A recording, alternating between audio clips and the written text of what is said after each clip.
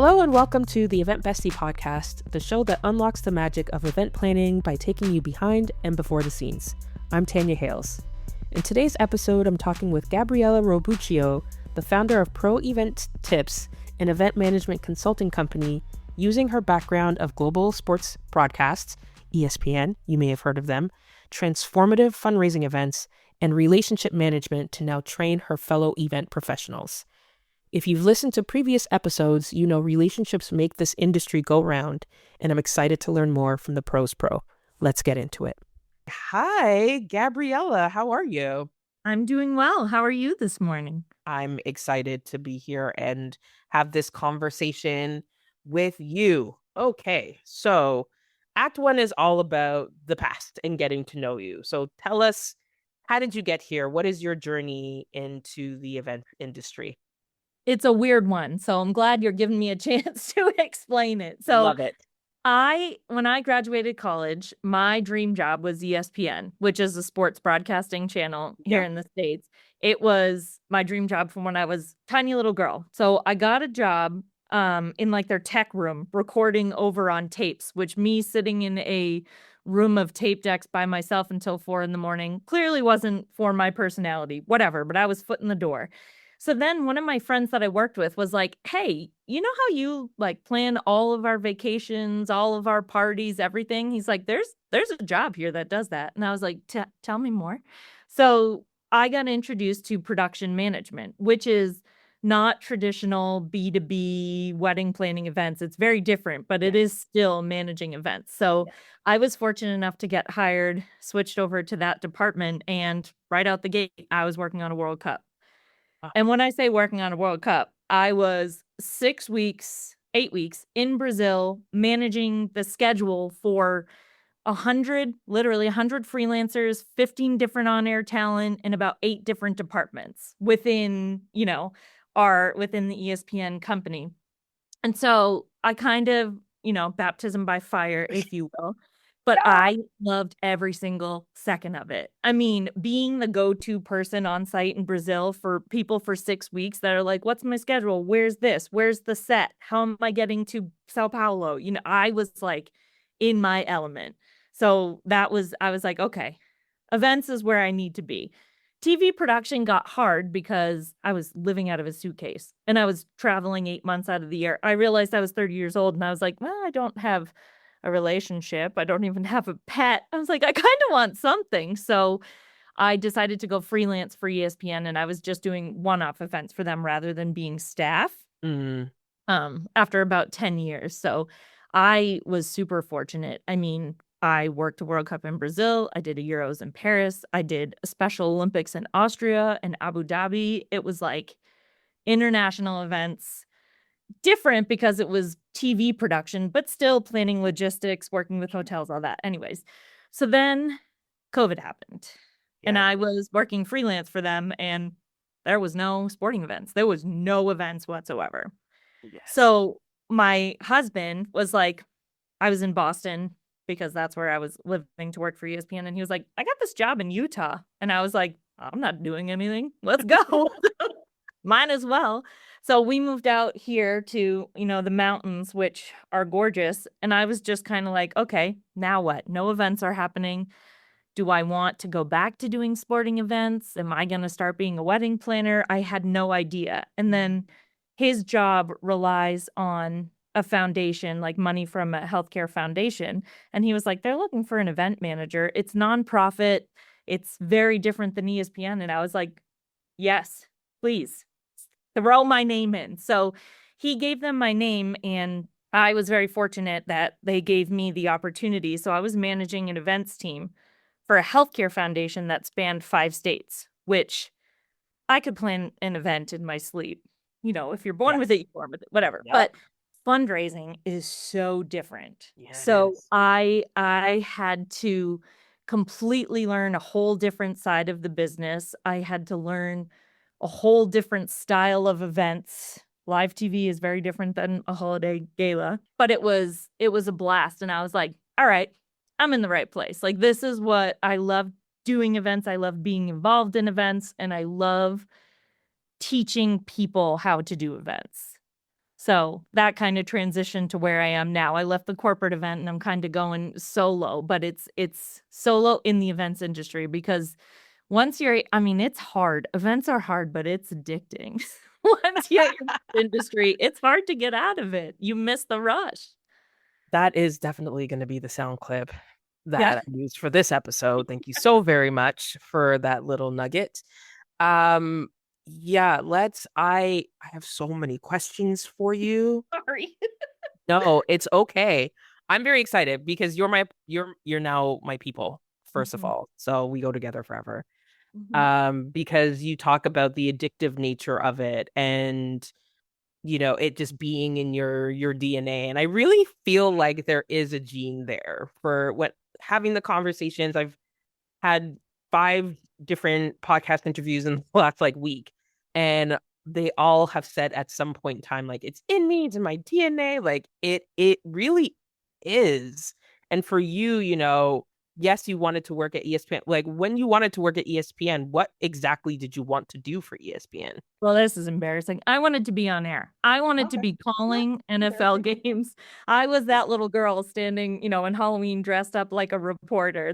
I mean, I could never do it. I swear far too much. I wouldn't last a week on the air, but that was what I wanted to do. I wanted to be on the sidelines of NFL games. So I'm like, because my dad had 3 daughters. So I was Mm, his little boy. I was the sports fanatic. So that's what I wanted to do. And then when I got to ESPN, I was like, I probably wouldn't make it on air, but I want to be involved in this. yeah. Like it was a rush. And then I got involved in events and I was like, oh yeah, sports are cool, but I feel like there's a lot of synergy, and I mean, I can say this because I just recently left the entity that owns the Raptors, Leafs, and yeah. Toronto FC. So for 2 years, I worked in sports and entertainment, and the synergies there. I'm just like, a basketball game is a production. There's a production team that every single time there's a t-shirt toss, and when they're like it was seeing it through such different eyes, because of course when you're a fan you go into the arena, things happen, there's timeouts, whatever, but you don't think about all the other moving parts. And I think that what I love about this conversation too is really opening eyes for folks.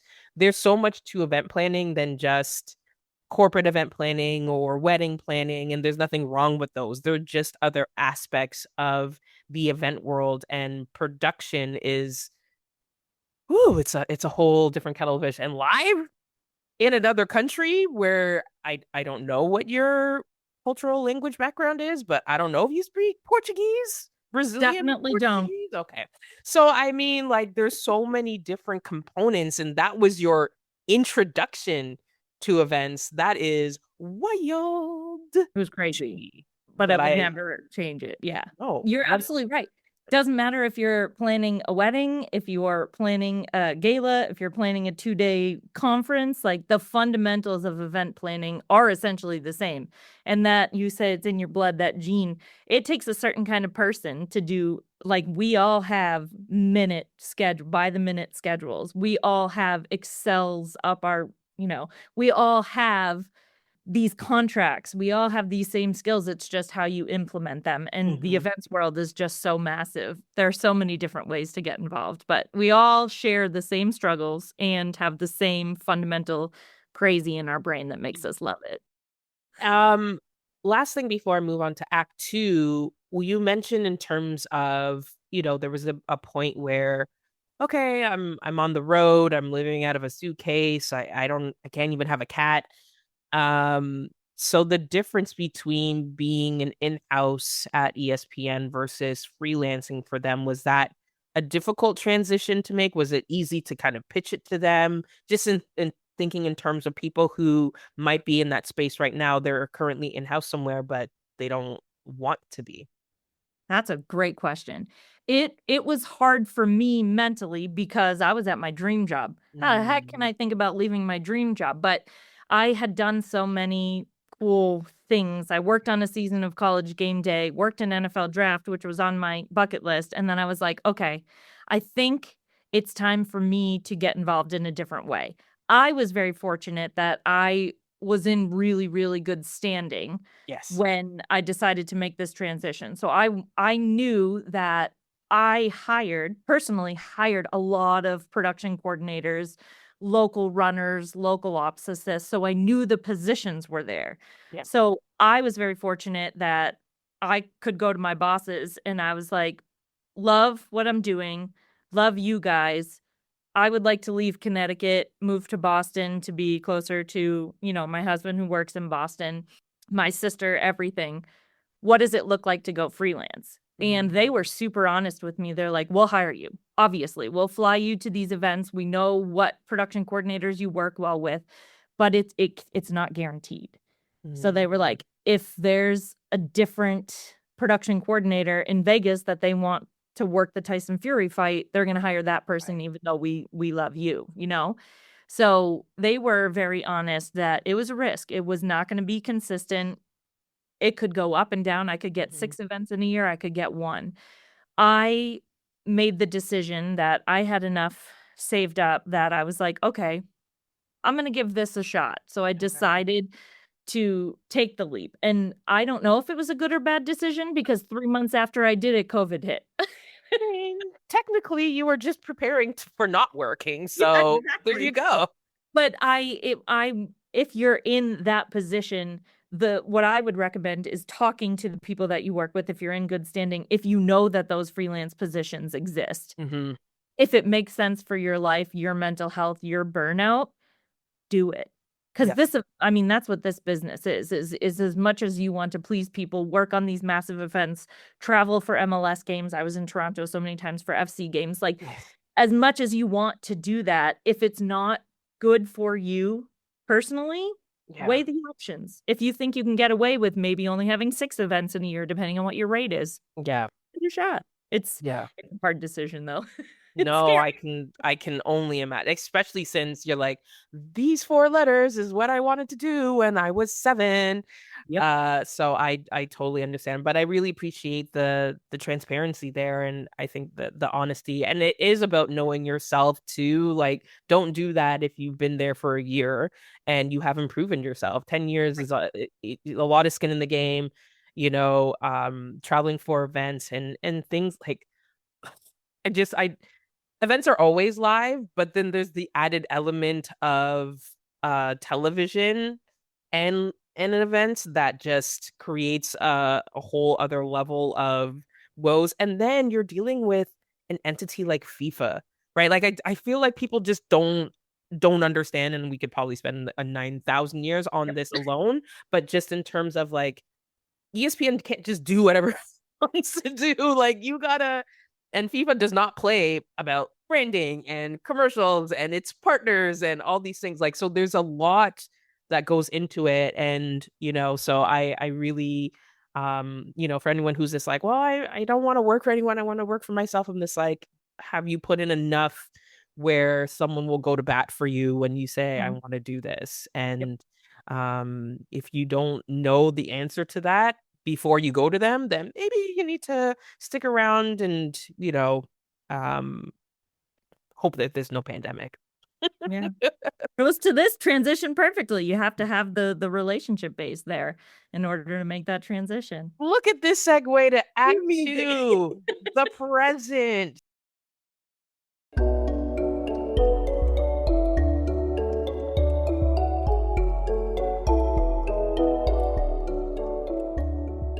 So you are the relationship management guru, and people are like, "What?"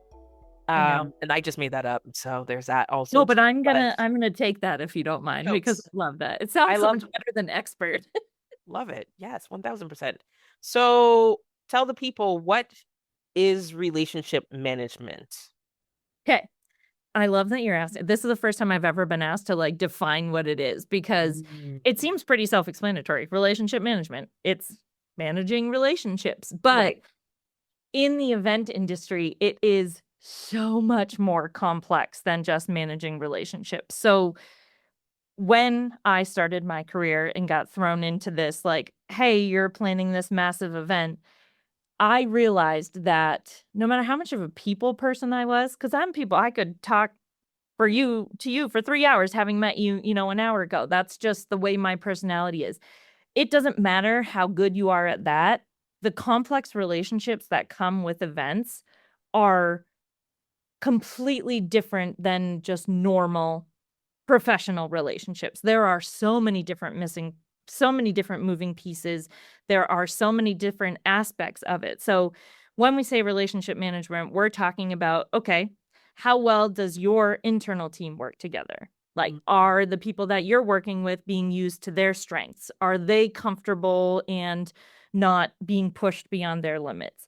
It involves your attendees. Do they want to come to your events? Are they engaged outside of just the 3 event days? Are they marketing for you? It's the other stakeholders like your clients. Who are you planning this event for? That's a pretty important relationship right there. Do you have to get sponsors? The relationship that you manage with sponsors is so different than what you manage with attendees. And it's like, it doesn't matter if you're good at people, completely different skills there. You're in corporate events, you also have to manage up to executives. It's like, so when you're in events, understanding how to delineate and put appropriate amounts of attention to the different stakeholders and those relationships, it can be incredibly helpful for you and your team to set boundaries, manage expectations, and keep communication open. So when I think about relationship management, that's what I do. So when I was switched around on sports at ESPN, or when I was assigned to events at this healthcare foundation, I was put in situations where not a great relationship between production and ops here, or we're having a really hard time with this board of volunteers. How do we fix that? And it's like, well, dealing with 80 volunteers for a holiday fundraising event is very different than dealing with, above the line, below the line production. Yes. But it's all the same concepts of how are you building trust? How are you keeping communication open? How are you being transparent and setting boundaries that are healthy? And that in events is just, our industry is so incredibly unique that it's not just having a good one-on-one with my boss. It's like a whole multitude of different moving pieces, and they all require something different. So that, when I think about relationship management in events, it's all of that. That was a lot of words. Sorry. No, but it was all important because I think that why I was excited for this episode and to chat with you, I've never really thought this thoroughly about relationship management. I've been doing events for a really long time, and I know that, you know, having a good relationship with the rental company is great because when you're missing spoons, they'll throw them in a cab for you, right? Like, Yeah. and I know Your that sounds oopsie event, your oopsie episode was one of my favorites. Anyway, just like that's a true story, right? So I've understood it in real time, but it's never occurred to me, I think, until prepping for this conversation, just how important of a skill it is and something that you have to, I think, be if you're now the next thing that I go into, I'm going to be so hyper aware of it in a different way than I have in the last 20 years of doing events, because it's more than just how do you talk to people. It's how are people dreading talking to you? Will people go to bat for you and be like, "No, I need her on site because she's got the secret sauce on corralling celebrities and getting to the green room, but making sure that the client is happy and that guests are taking pictures at the photo wall." Like that is such a thing that I don't think we talk about it enough in the event industry. because The we're just expected to be good at it. We're the people's people. We're the extroverts. Yes. We can get along with everyone, but it's like, this is why we burn out. We are trying to be everything to everyone. And as much as we rely on our attendees, they do not require the same attention as our sponsors. And Yep. we're trying to be everything to everyone. It's like, you can do certain things and communicate and build trust with your attendees in certain ways that doesn't take away from what you're doing with sponsors, clients, vendors who you want to partner with. So it's like, Mhm. it's a lot to think about, and it's a lot to understand to try and keep healthy boundaries for yourself. Yes, 1000%. I know my next question is why is learning this skill important, but I actually want to skip or edit into how, because I Yeah. realized that like leadership is a lifelong journey if you ever want to be in charge of anything. You Mhm. can't just take a leadership course and be like, I dub thee a leader.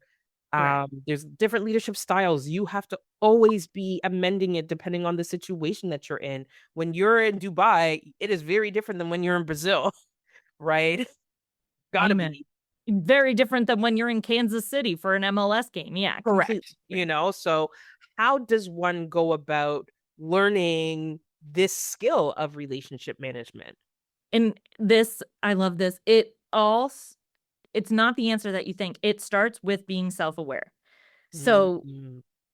a lot of relationship management and having healthy relationships with all the stakeholders is understanding the way you work, understanding the way you perceive and react to information, and how you project yourself. So in order to learn, you're right. Leadership is not just dub thee. I love that you said that. It is a muscle that you are constantly lifting, flexing, training.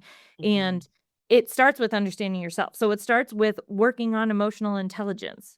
Are you empathetic? Are you able to be empathetic even if you're not born with that skill? Some people aren't. Mm-hmm. Empathy sometimes just doesn't come naturally to people. But if you work on it enough, you can be more self-aware of how you are presenting yourself, how you are responding, what triggers your emotions to go whack-a-doodle so that when you're in that situation, you understand how to center yourself and respond appropriately to the situation. So you have to learn leadership skills from day one in events. I don't care if you're a coordinator, a manager, an executive director, you're a leader. You're a leading volunteer. So you have to understand your leadership style. You have to understand how to adapt your leadership style to the people you're working with. But you also have to be able to actively listen.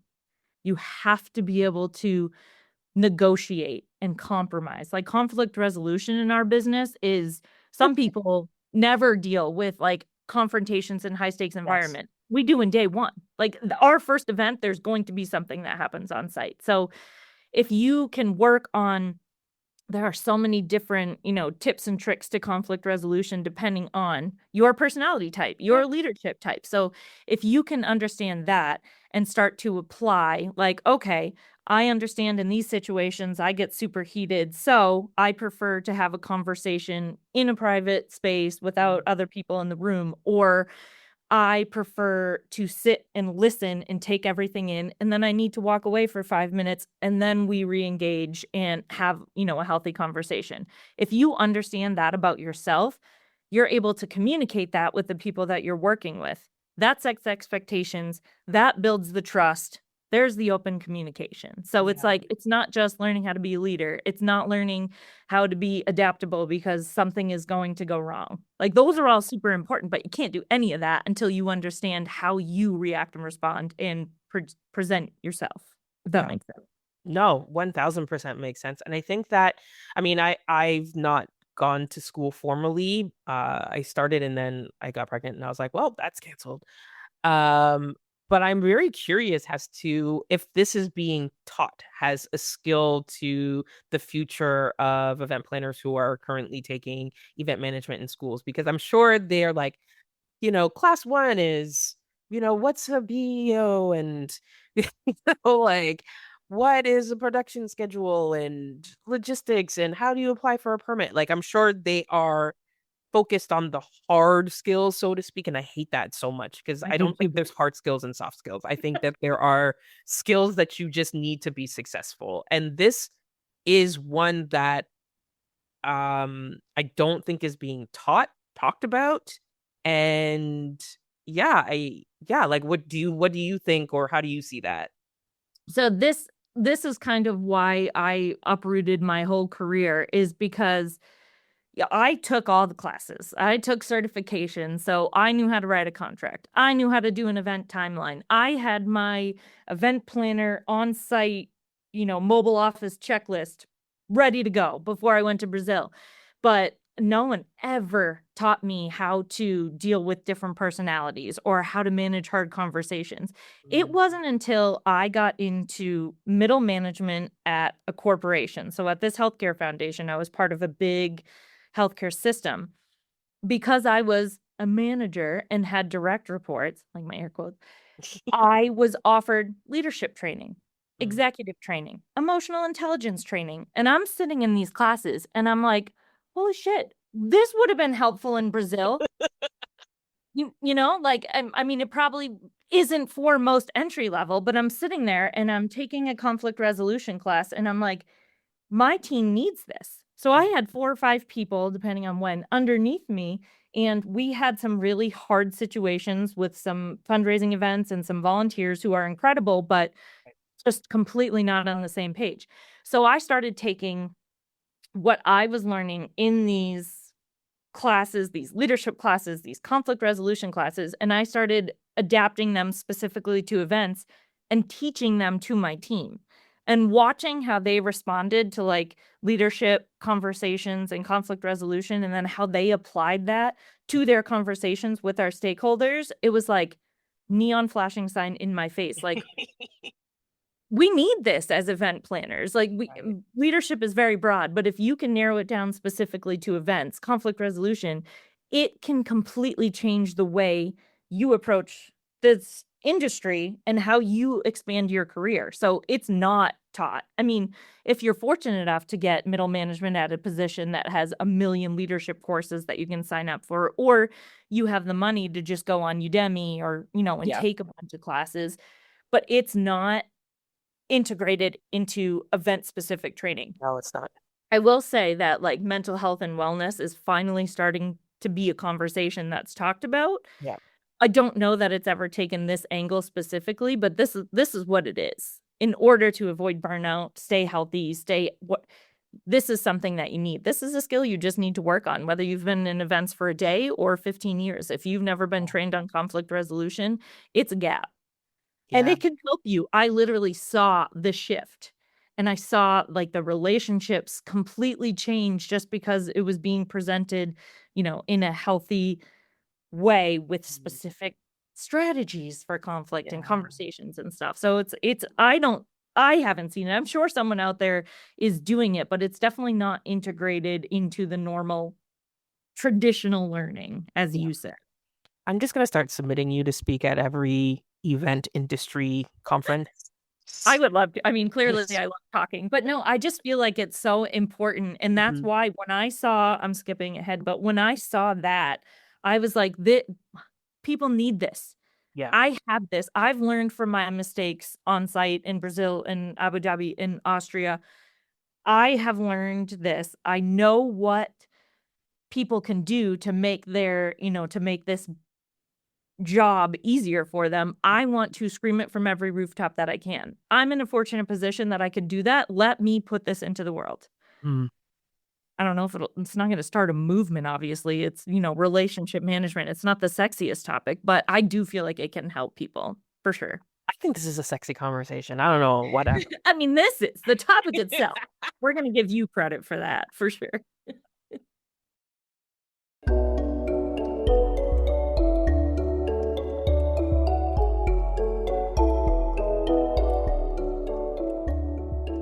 So that's a great kind of segue into Act 3. So you have this light bulb moment with the healthcare foundation, you know, learning all these things, going through this training, and you decide to launch ProEventTips. Tell me about that. This is my baby. It's everything that I've learned and what I've been hired to do at these jobs or what my assignments have been, are to help fix relationships or help my team fix relationships. And I was like, this fills my cup. Mm. Events do too, but so I don't want to leave the industry. I love events and I'm probably always going to freelance and work at events because it's a drug. But anyway, this is what I wanted. I burnt out 3 or 4 times, got so low that I had to really work hard to pick myself up, and I feel like it could have been avoided. There are a million different factors that go into it, but when I started to see how much this relationship management concept would have helped me and did help me further in my career, I was like, I want to give this to people. I want to do workshops. I want to speak on stages. I want to do trainings. I want to consult, whatever I can do to give these skills and tools to people. I want to do. So I was like, I looked at my husband and I was like, so crazy idea. And he was like, not crazy. Let's do it. Mm. Let's do it. So, I mean, also I have a 1-year-old and I'm 21 weeks pregnant. So working in the Ooh. corporate event world was hard. Yeah. Especially, I Yep. mean, and you're a superhero doing it alone. Like it's hard, and it's hard to work nights and weekends events. Mhm. Daycare is only during the day. So I Yep. was like, okay, I don't want to leave the industry. I have this whatever going through my veins that won't let me do nothing. What do I do? How do I make an impact? And I was like, this is it. I want to teach people this. I want to be a resource for people. I want to help them get to healthier places with all of the stakeholders around them. So put all the eggs in my basket, and here we are, putting it out to the world. I but I think that that's so important. Well, first of all, like you were like problem solution, right? Which is what a good business does. And as I said, like I've been in the industry for so long and in various ways. I've worked for nonprofits, I've run my own agency, had clients in-house, all of the things. And I'm just like, we never ever talk about leadership train. We don't even talk about leadership training, to be wholly honest, Ever. right? Yes, there's like volunteer management sometimes courses and stuff like that I've seen, but when you are on site, how do you bully an A-list celebrity to get them to where they're supposed to be? And there's a technique to it. But I mean, you specifically, listening to you, I want to go back 10 years, or what was it, 2016? Is it weird that I stalk you? 2016, you went solo, right? Like you started a business, you were doing wedding, whatever, event planning. Did you know how to lead a team? Did you know how to build a team? Did you know how to manage relationships from the ground up without the umbrella of a corporate entity? Hmm. I No, did because you hadn't been very, taught that, yeah, like I'm sure, I mean, you're you, so I'm sure you did wonderfully with it. But like, would it have helped for you to have that 1000%. foundation? Of course. Yeah. It would help even when you're in corporate because managing up to executives is Hmm. probably the hardest thing you can do. Yep. Justifying your worth within a big corporation is probably the Yep. hardest thing that we do. That Yes. falls in relationship management. Yes. So I 1000%. Yeah. And I think like and I think that's why this conversation and what you're doing is great because it's not geared towards one type of event person. Yes, it is for the person who's working in-house at a bank right now or, a hospital foundation and has to deal with the volunteers. Oh man. man, you can't do events without them, but Can't. it's a hard And time. Yep. there's there's film festival volunteers who are just the ushers. There's Olympic volunteers who are there dancing and wayfinding. Then there's event gala volunteers who are high net worth individuals who are not used to being told no and about themselves. And you got to be able to know that those are three very different groups of volunteers and how to All talk to required. them and how to manage them and still get to the end goal, which is, constantly reminding them we have an end goal here. Let's put our egos aside. It's for the children. Yep. um Even if it's not for the children, it's for someone's child. It So wa I I think mean, that yeah, that's weird because the fundraising events that I did were for a children's hospital. So you said that, and I was like, "Yeah, you got it." Exactly. so I think that's what's great about what you're doing is it could have helped me as a like you said, it could have helped me as a freelancer. I had a relationship with the client. I started my business with a client in my pocket, great. But then our relationship changed because it went from being a friendly to she is now my client. Yeah. And because I was new, there was some push and pull and on different things. And relationships also do change. You're a parent of one right now. You're about to be a parent of two. That's going to change your marriage. I'm so sorry to remind you. Sorry. No, what you're saying is so true. It's just so true. It is. Yep. So I think like it is really one of those things that I think just as much as we talk about before we get to the mental health and burnout part, are we preparing event people, coordinators, managers, directors, volunteer leaders, anyone who has anything to do with any type of event and production? Are we preparing them to do the job, not just the job well, like the execution part, but be well? Mm-hmm. And Themselves as much as managing a timeline. Can they manage the situations they're in? yeah, It's trust. It's a really hard thing to do. I talk about relationship management and people are like, oh, but push over, customer's always right. And I'm like, not if you do it right. I was about to say, If you absolutely not. if you have expectations and you have a plan for communication and you're open and honest from the beginning, Mhm. it doesn't have to be they're always right. They know where your limits are. They know where your boundaries are. They know exactly what to expect. That eliminates so many issues down the road. You're Yeah. 100% right. Then you don't even get to the burnout. Well, You might still hopefully. burn out because you're working 18-hour days and you've had is 3 hors d'oeuvres. But Yes.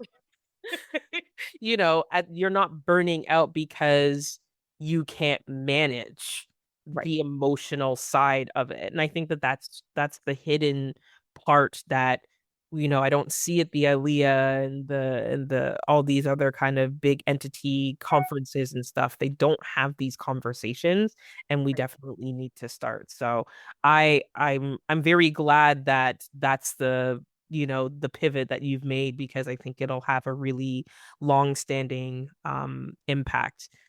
Question for you though. So when we talk about relationships, you've mentioned different stakeholders and, from clients to volunteers, etc.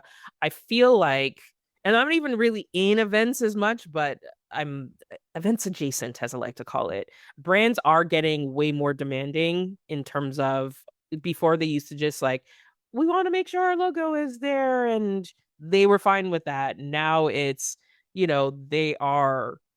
they have much higher expectations. So, how do event pros stay on top of managing those very important relationships? Especially since, if I'm a planner, the sponsor is the client is the person who pays me, but the sponsor is also the person who pays me.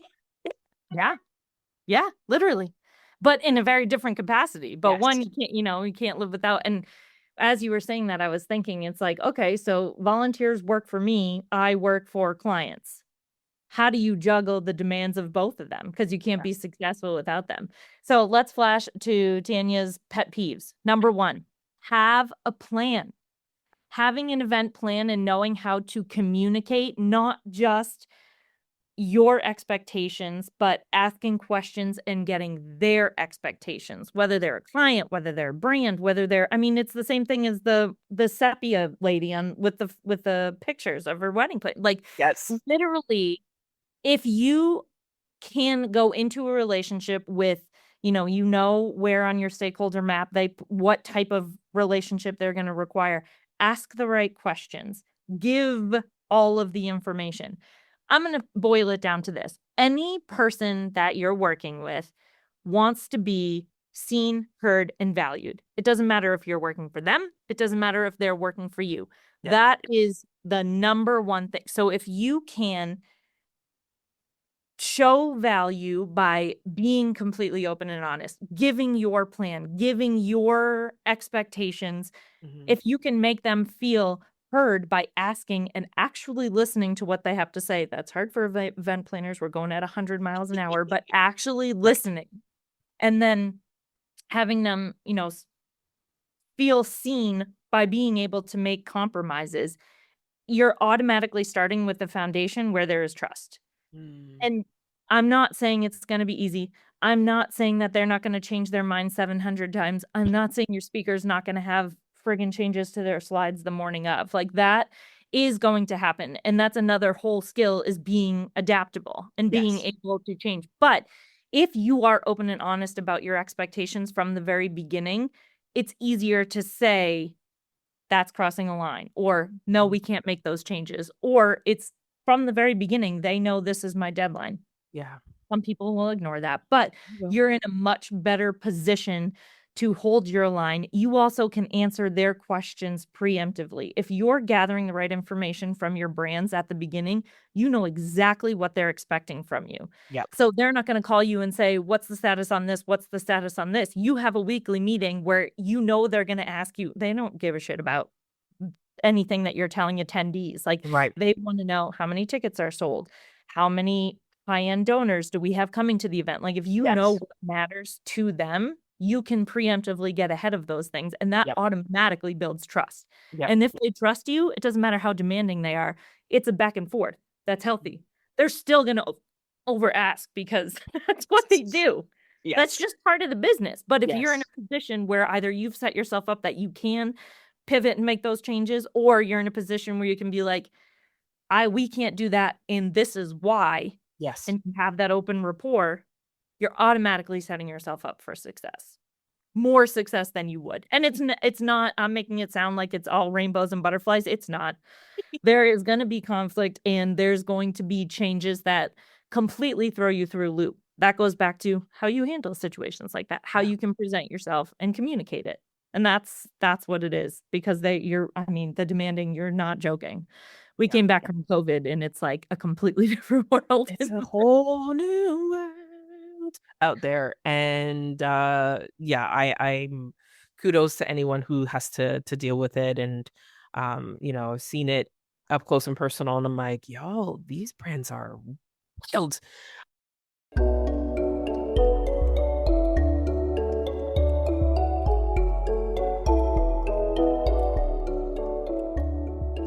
It's funny, when you were talking, it reminded me of, I did many moons ago when I worked for the event catering company, a holiday party. And it was an advertising firm. It wasn't originally my client. My coworker, she was sick. She was like, can you do it for me? I'm like, sure. So I went. And this is why asking questions about who people are and what it is so important. Had I known it was an advertising firm, etc., I would have looked at the amount of alcohol they ordered. I would have been like, order more booze. Yes. So I'm there. And then the lady's just like, oh, we've run out of vodka. My boss gave me, authorization to extend the bar. And I'm like, okay. Toronto is in Ontario. Ontario is governed by one liquor entity. Everyone who lives here knows this. You cannot get vodka at a corner store. You can only get it at the LCBO, the Liquor Control Board of Ontario, which has ours. And I'm just like, ma'am, but where forth do you think I'm going to procure said vodka? From your private stash, obviously.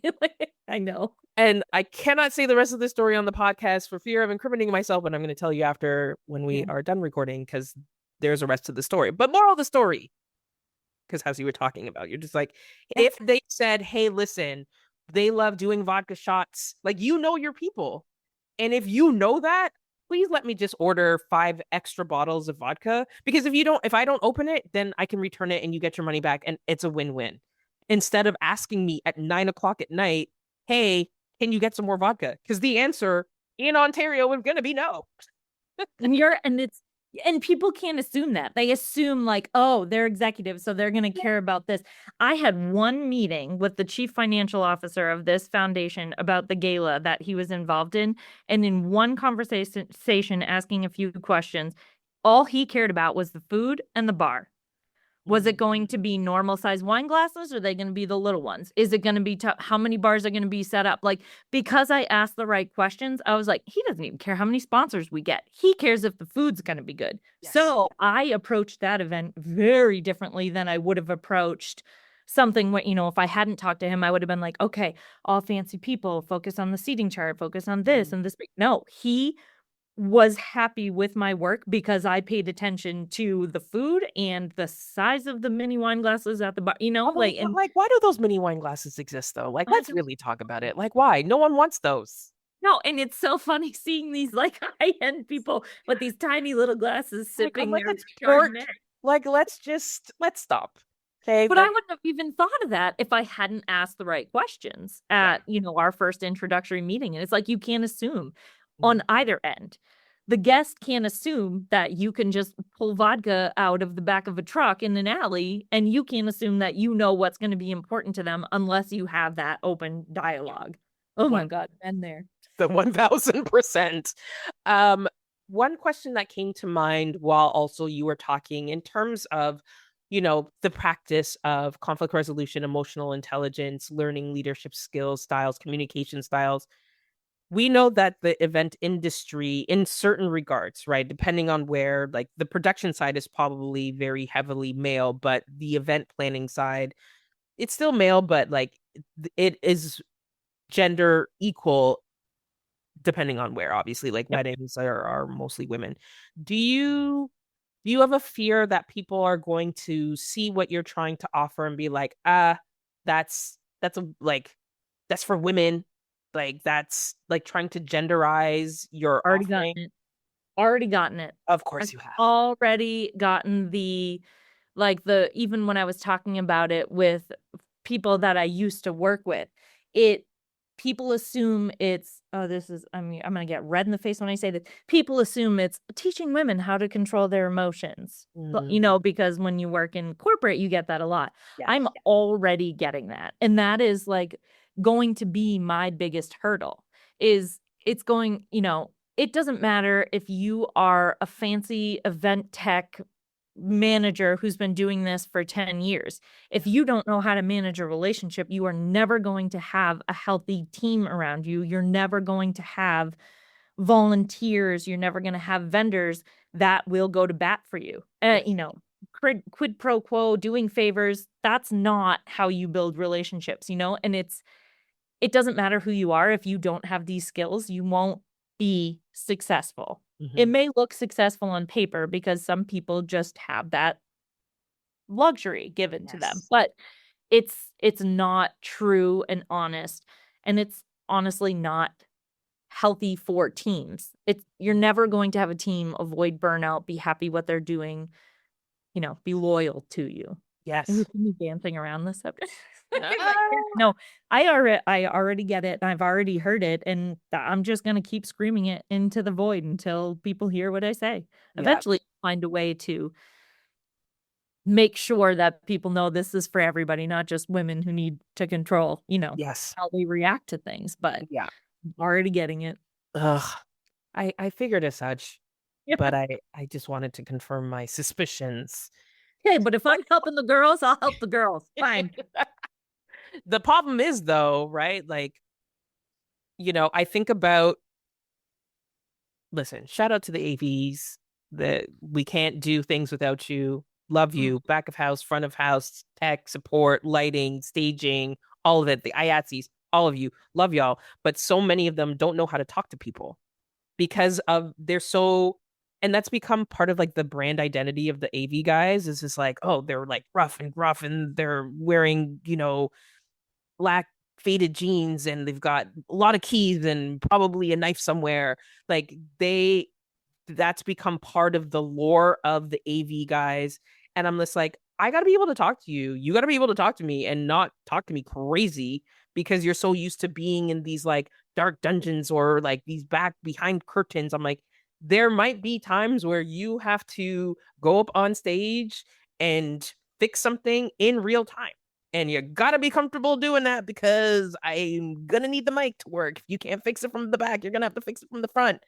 And I feel like when I'm listening to you about building relationships and conflict resolution and all these things, it's not just I too will scream from the void. I'm going to be an ambassador for you.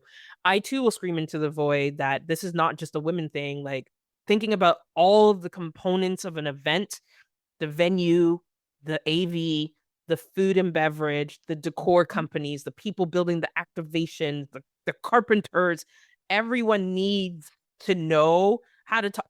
You need to all learn how to not talk to people froggy because correct. when you're froggy, people get froggy back. And now look, now we're all froggy and salty, and I don't want to talk to that person because they're gonna make me like I don't have the time when I'm trying to feed 3,000 people. Like no one has the time for this in real And it time, literally.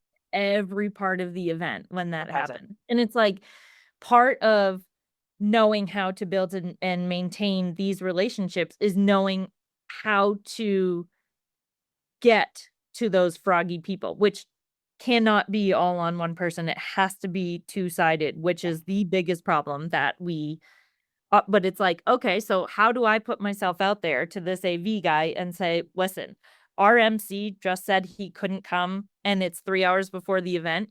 You're the only one that knows how to work this shit. You're going to be the voice of God from behind the curtain. Like, you're going to do it. How do you have a relationship? How is that person in a spot or in a relationship with you where they're like, okay, I'm going to do this for you? Yep. Two-way street. And that's going to be my biggest challenge. Yeah, for sure.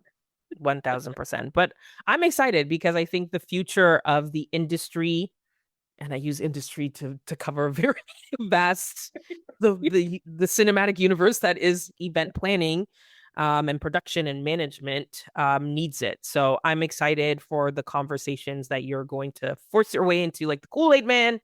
Oh yeah, And yes, I just also have to say for the audience, I know this is an audio podcast and you're just like, Tanya, this is why it should be video. I just wanted to say the flexing of you having an Emmy on your back shelf there is like, don't.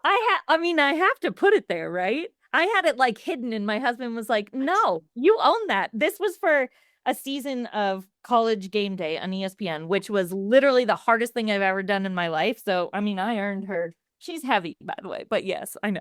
The way I would have been like, it's at my front door for a little bit, then it's kitchen when I'm hosting events. That thing would be moving around every single time I have people in my house. Yeah, I know.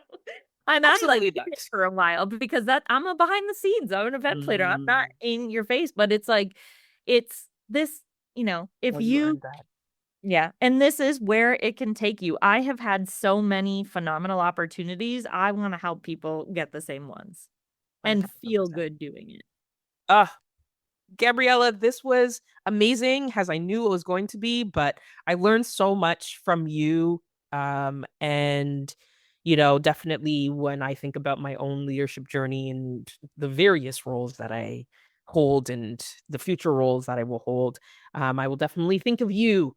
And, I think that I will definitely be throwing people your way and hope that this help people, even if they're not in events, because I have a ton of people who listen to this who aren't in this world, but I think this can help you regardless. I think ultimately, if you work with people, most people do in some way, shape, or form, you got to learn how to talk to people and communicate and build relationships.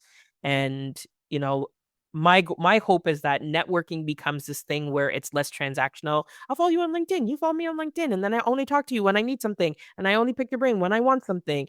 And this is what relationship building is all about. I get often like, how do you know people in the Prime Minister's office? How do you get these partners? I'm just like, guys, relationship building is a superpower that I work really hard at. So hopefully the listeners got just as much out of this as I did. Thank you so very much for talking to me while gestating.